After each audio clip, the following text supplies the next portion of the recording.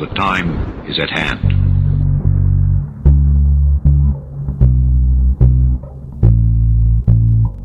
From the land between the crackheads, just outside the city of Williamson, West Virginia, you're in Dark Places.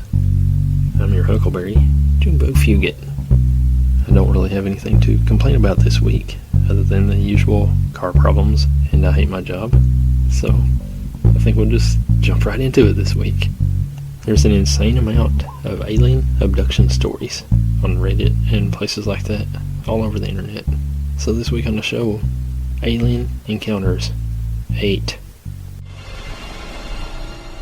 Kicking things off, Modern Mountains as a story. I was home alone in this little house I lived in the middle of nowhere. It was probably around 2 a.m. and I was just listening to music, enjoying having the place to myself for a change, when all of a sudden my dog started going crazy. Normally when someone pulls in the driveway or comes up to the back door, they go to the door, they heard the noise beyond, and peek through the blinds to see who it is. But this night they are running all around the house, from door to door, barking louder than they ever do. When I stood up to go see what they were going on about, I noticed that the whole house seemed to be lit up with a deep blue light. Turning into the living room, it became obvious that it was emanating in from each window. I put on my shoes to go outside and see who was out there, but by the time I got out there, the light had faded away. There was no sound of a car engine or really anything, and where I lived, you could hear a car coming from a mile away. I felt a chill run down my spine, but I had the weirdest sense of fight or flight, where neither option seemed viable. Like I was frozen to the spot. I wanted to turn around and get back inside, and then I just was. Right back in the chair, I was listening to music again, as if I had just blinked, and there I was. I still had my shoes on, and the dogs weren't barking anymore. Don't really like people telling me about it, because it freaks me out so bad. When I was 13, I was home alone on our farm, as my mom and sisters were at some sort of high school sports thing. I had just finished chores for the night and was heading back to our house. I had to take off my mud-encrusted lace-up boots, which takes forever. I started listening to what I thought was my mom and sister talking. I remember thinking it was weird, as it really didn't sound like them. It really didn't sound like talking, actually. My brain knew somebody was talking in a very loud and annoyed way, but I don't remember actually physically hearing it or able to decipher the language. I was also starting to get a bad feeling over the fact that I did not see anybody come home while I was outside. Obviously, somebody could have pulled in just as I went into our back mudroom, but I never heard either a car door close, the front door open, or our psycho rat terrier start to bark. I finally pried off my boots and headed inside. Pried my boots off my feet and headed inside. I called out hello while I passed through the kitchen, heading toward the front door. The feeling like I just absolutely messed up filled my chest and dumped ice straight into my heart. It felt like the time when I was facing an aggressive bull and the fence line was about 100 feet away. My logical brain didn't know why, but my instincts did. Because I'm lacking in survival instincts, however, I kept walking through the kitchen in order to see who was there. The voices were now arguing with each other, and I somehow knew they were talking about me, the idiot that was walking toward them. I eventually got into the breakfast bar that divided the kitchen from the front door area, and there I could finally make my body stop walking and froze up. Hanging in front of the door were two gray glowing orbs. The voices were very loud and very angry now, but in a weird, muffled, screaming way. I knew it was loud, but my ears weren't picking it up. Within a second, both of them had stopped talking, rolled around each other several times, and then shot through the ceiling. I ended up sitting at the kitchen computer, staring at a blank monitor until I heard my mom and sister come through the front door about 15 minutes later. People talk about seeing orbs when there's a Bigfoot nearby. And some people think that Sasquatches are aliens, and they turn into orbs. I don't know how the science works. Don't question the science. But that kind of makes me think of that. Those two orbs in the kitchen. Aliens. Orbs. I was about 8 or 9 years old, and my mom tells me we are going on a day trip to meet her high school friend.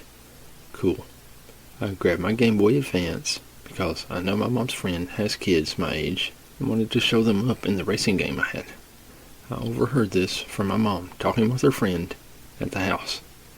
They told me to leave the room because they needed to talk about adult things. Little, innocent, curious me wonders what exactly are adult things that I can't hear. Were they going to throw some new juicy cuss words out? Well, Mom's friend had a little girl who would sleepwalk at night. Started when they moved into their new house, Northern California. It was a suburban area, but not too suburban. New neighborhood with a lot of empty homes and forest patches in between each community. She was about 4 years old, and they found her one night in a backyard, just sitting there. After that incident, they decided they needed to lock her in her room at night and bar up her windows so that she doesn't end up in the woods nearby or anywhere besides her room, really. The story: Mom's friend and husband wake up to a loud boom on the side of the house in the middle of the next night. Felt like something hit the house because everything shook. They check on their boys. They're good. They didn't hear anything and go back to sleep. They check on their daughter, unlock the door, and realize she isn't in the room. They start to freak out. Then hear a knock at the door. They open it. It's the sleepwalking 4-year-old daughter. They ask her where she's been. She said, with the men, and points down the street. The dad was mad, and he sees 2 guys in coats walking down the street. He yells at them and starts sprinting at them. My mom's friend said the coat guys didn't react at all. The coat guys turn the corner, the dad turns the corner, and they're gone. Mom and Dad check the lock and windows. No tampering. They notify the police, who pretty much say there's not much they can do about it. But they will keep an eye out. Sleepwalking 4-year-old daughter is fine. Isn't scared at all. Just tired and goes back to bed. After that, my mom didn't understand why I was scared that night. She believes she was abducted, but refuses to tell me what happened. Even my dad tells me that he can't tell me the story. Says it's for my mom to share, if she wants it shared. But overhearing this, when I wasn't supposed to hear it, made me trip out as a kid.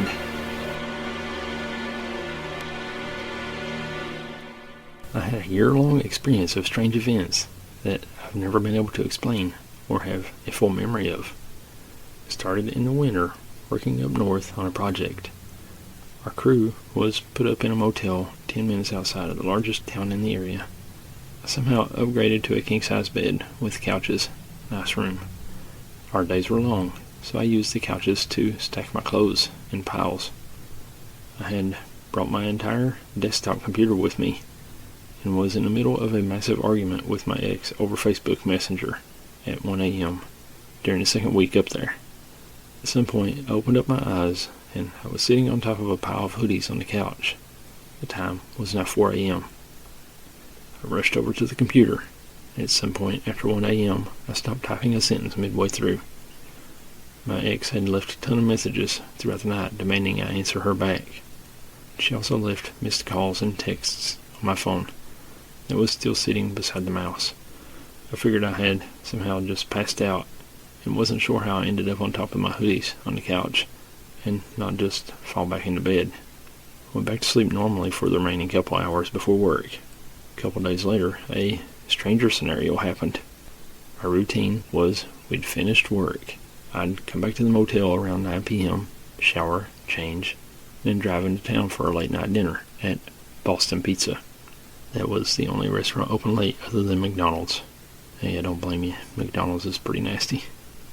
So, this particular night, I went through my routine, took a shower, changed, headed back for the door. I got to my car, and when I turned it on, I felt something really wrong. I looked at the time. It was now 2 a.m.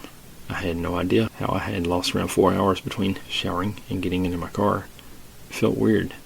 My whole body felt weird. I felt violated, like waking up from being assaulted while passed out. You feel violated, but you have no idea what happened. Not a single memory or explanation. I stayed up all night, scared to death, trying to figure out what happened.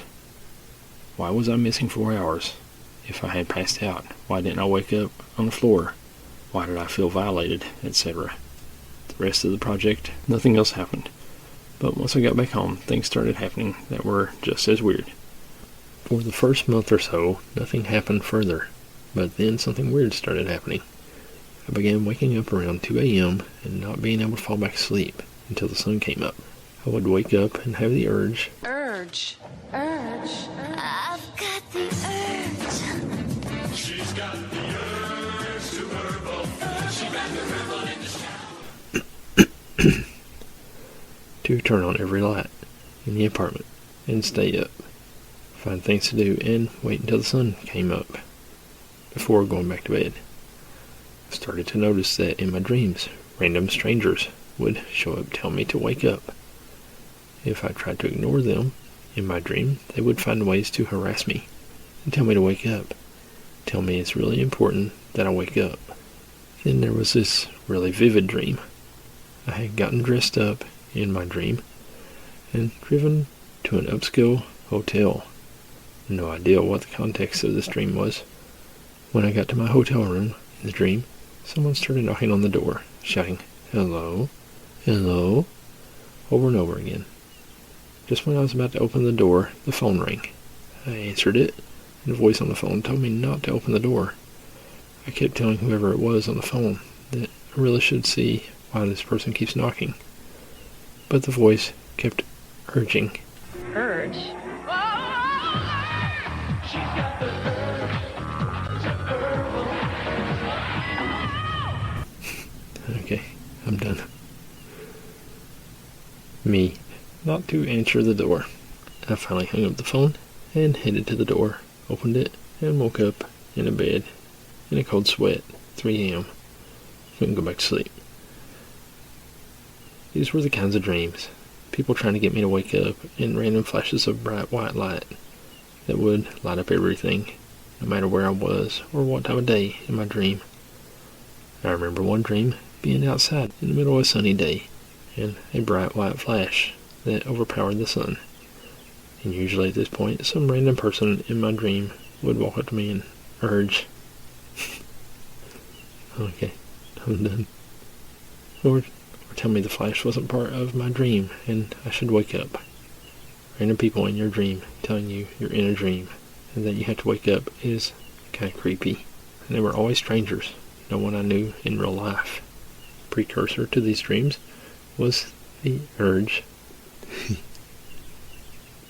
to go back to sleep early. I would have these urges to drop everything that I was doing and go back to bed. Sometimes leaving lights on, TV on, in the middle of games, middle of eating, etc. There was no fighting it.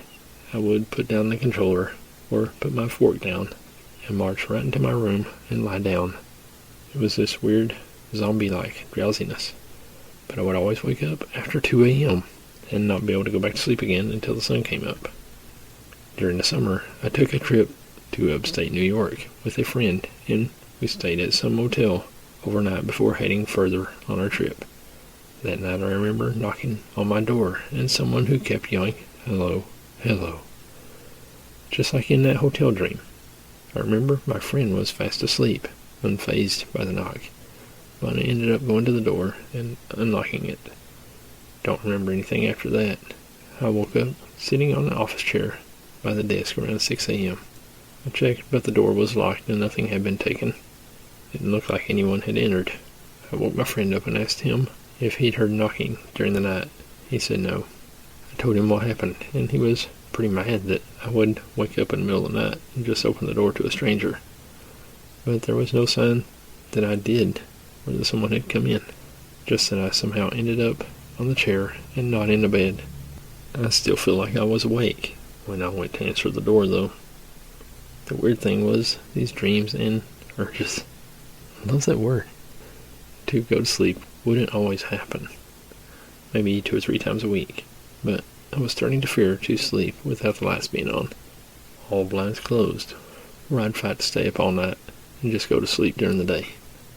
After this, I was getting really fed up with how weird my sleeping schedule was, and I started to notice when I'd get the feeling that I should go to sleep, I would take that as a cue to get in my car and head for the busiest section of the city at night I could find, filled with people. And I noticed the urge. It's getting kind of ridiculous at this point. To go back to sleep would go away instantly. So every time I felt the urge to drop everything and go to sleep, I would fight the urge and drive downtown. Anytime I felt like I was being watched too, I'd get in my car and go downtown. It must have worked, because after a few weeks of doing this, all these strange urges to go to sleep randomly, dreams with flashes of white light, and people telling me to wake up all went away. I haven't had a single recurrence of these events since. However, I noticed I still have a fear of going to sleep until the sun comes up that I'm always fighting. Also recently noticed that pictures of the typical gray alien now scare me to death, and I hate looking at them. Even seeing the cartoon ones on South Park, I get mini panic attacks. Those pictures had never bothered me before in my life, but now they send me into waves of panic. I still have no explanation for the missing time up north, the weird dreams, or that one night at the motel in upstate New York, which I don't think was a dream. It felt very real and felt more like another missing time event. Most people I've told don't know what to make of it. My current girlfriend has noticed I'm obsessed with making sure all blinds are closed, with no open slivers, no matter where I sleep. I told this story to someone at a party once, and the guy came out and told me his abduction story, and he was pretty positive I had been getting abducted during that year, and that they'd either gotten bored with me or I had become a hassle with constantly trying to drive to places full of people to avoid the happenings. Other friends either offer no explanation or believe some sort of abduction scenario was taking place. Who knows? I have no memory of physically being abducted, but those weird feelings of being watched, being urged to go back to sleep, feeling violated when waking up, felt real, and it still bothers me. Added bonus: last year I fell asleep on my girlfriend's bed while she stayed up watching Netflix in the living room. I left the lights on. At some point in the night, she came to turn the lights off and says, I woke up screaming and yelling, "Leave me alone, help, don't touch me," etc. She said it was the scariest, most blood-curdling thing she'd ever heard, and that literally seconds later I had passed back out and was asleep again, and she couldn't get me to wake up. I've never actually figured out what happened, but most people I've asked all seem to agree it had to be abduction events. These events happened between 2011 and 2012. My job at the time also included 4 trips of 3 weeks duration to both that town and another town 40 minutes away from the initial town where the first 2 missing times occurred. In my research, I found out the first town where this happened was and is a hotspot for UFO activity. As for carbon monoxide questions, my landlord required it and still does. It gets inspected twice a year along with the smoke detectors. I don't know, however, if any of the motels and hotels I stayed at had carbon monoxide detectors.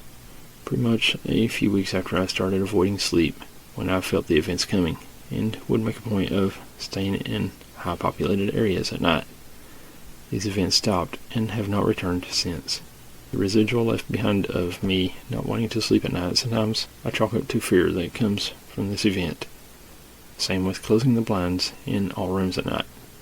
If I want to go to sleep, I have no problem doing so since this event, and haven't experienced any similar dreams since either.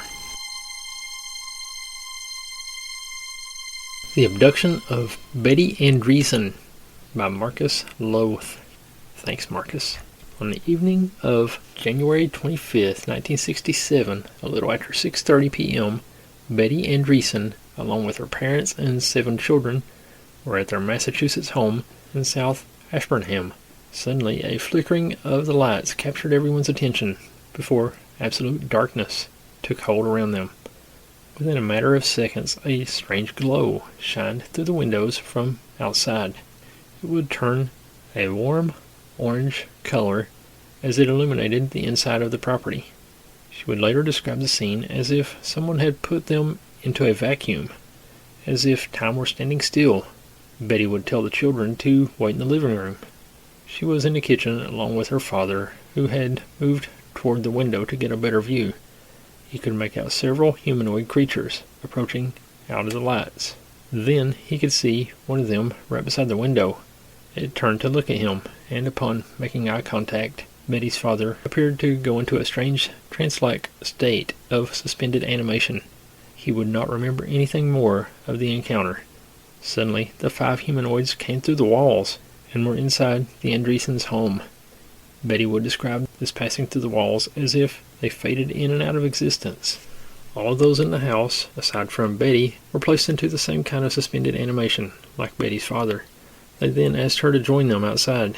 Fearing for the safety of her family, however, one of the humanoids had to release one of the children, Becky, from her suspended state, so as to prove no harm would come to them. Interestingly, years later, Becky would recall this incident through regression. Following the demonstration of her family's safety, Betty agreed to follow these strange creatures. She would explain later that she felt compelled to do so. One of the visitors would remain behind to guard the house and the remaining members of the Andreessen family. Not at all aware of how she did so, Betty would float through the solid wood door of the kitchen as she followed her otherworldly guides. She floated on board an oval-shaped craft, and before she had time to fully take in her surroundings, she could feel the momentum shift as the craft raced upward to the sky. Betty described various procedures and examinations taking place before entering a tank of liquid. She was given a strange liquid to drink that was to have a tranquilizing effect. The next thing she knew, she found herself floating toward another chamber. A chorus of strange voices met her, telling her of their choosing her to show something important to the world. Following this, Betty would find herself back in her home, the humanoids still there, but now systematically placing each member of the family into their beds. All were still in their trance. Betty would watch these events take place, with one of the humanoids stating that they were here to help humanity, but that humans will fear them. Betty also claimed that she was told that these creatures were not bound by time, and perhaps most intriguingly, that man is not made of just flesh and blood. It wasn't until a decade later that Betty would begin to recall the events of that evening. And even then, it wasn't until she underwent hypnotic regression under the watch of Dr. Raymond Fowler that everything aside from the strange lights and the 5 creatures entering the room came back in full. Her first set of hypnotic regressions would take place over a 12-month period between January 1977 and January 1978. Although she would undergo further sessions with Dr. Fowler that would stretch right into the 1990s, the accounts of her first experience were fascinating. Perhaps not due to the amount of supporting, if circumstantial evidence, that would lend them credence. For example, Betty would claim that the reason her parents were with her was due to her husband being in the hospital following a car crash. Hospital records do show that this was true, and show her husband's admittance from January to early March of 1967. Furthermore, she recalled there was snow on the ground, but the air felt warmer than it should, and there was fog. Weather records show that there was some mist rising from melting snow due to an increase in temperature. There was also a power failure in the region that evening. At the same time, Betty recalled the power going out in their home. Her father, who was in a trance throughout the episode, could recall a child in a Halloween costume looking through the window. Even records with the television schedules would prove their statements of what was on television prior to the incident proved to be correct. Betty would reveal other abduction experiences during future sessions with Dr. Fowler. Her first experience happened as far back as 1944, when she was merely 7 years old. She was in a playhouse waiting for a friend when a strange red orb entered the small play space. and settled between her eyes. As it did so, her head began to ring out with strange voices telling her they were watching her. They also claimed they would meet again when she was 12 years of age, which they did 5 years later in 1949. She was walking in Woodland in nearby Westminster when a gray creature dressed in a one-piece coverall awash with buttons and symbols stepped out before her. It pressed a button on his coverall, and a red orb emerged. The orb, like before, settled on her face between her eyes, and again her head filled with the strange but now familiar voices. A year later, 1950, an orb-like object would take her on what is arguably one of the most bizarre encounters on record. Once on board, a strange instrument was placed inside of her mouth, which held down her tongue. She found herself on a bizarre wheel made of a rubber-like substance. The craft entered a body of water, she did not know where, and would emerge in an underground base. Betty would recall going through a museum of time with different versions of humans throughout history on show in glass-like containers. Also during this encounter, although she didn't elaborate on how, she was caused to have an out-of-body experience and would enter into a world of light. She would describe this encounter as one of feeling at oneness with all things. As the decades were re-explored through the hypnosis sessions, Betty would reveal more and more encounters. On several occasions, she would describe waking from sleep to find strange entities in her bedroom. She would even receive forewarnings of upcoming trying events in her life. In 1975, for example, a bedroom visitor informed her that her marriage would end in divorce, and it did shortly after. 2 years later, in 1977, she was warned that 2 of her sons would meet an untimely end. A short while later, both were killed in a car accident. She would also undergo several out-of-body experiences. One particular time, in 1978, she even experienced a shared encounter with her second husband, Bob. Each found themselves, or at least the essence of themselves, in a large, round, alien facility. They witnessed a bizarre and advanced operation taking place on 3 of their family members, meaning they were too subject to abductions. The last point is interesting, as many abduction cases not only reveal a long history in the subject, but often incidents of family members sharing such encounters. There was also increasing signs of implants inside their bodies.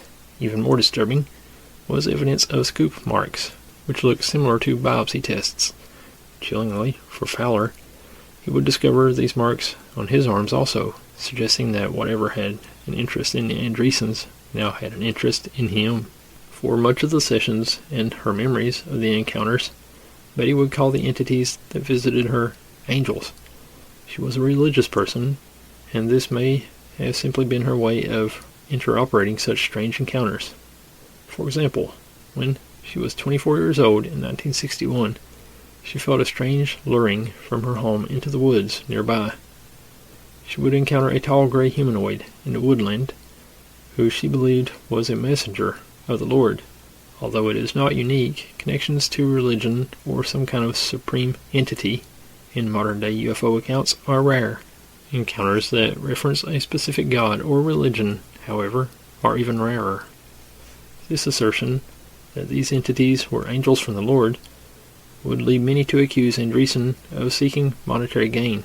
Indeed, the several books on her encounters over 2 decades did little to dissuade those who felt this way. However, many who have studied the case more in depth disagree.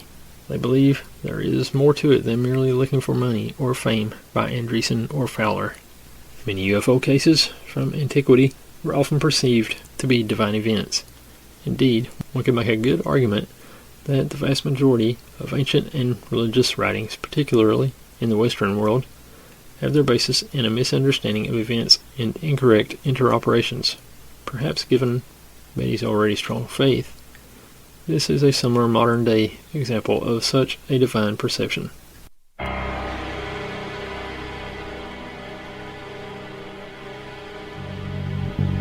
That's all of the creepy alien encounter stories for this week. Thanks for listening. I really appreciate you. We'll see you again right here next week. God bless.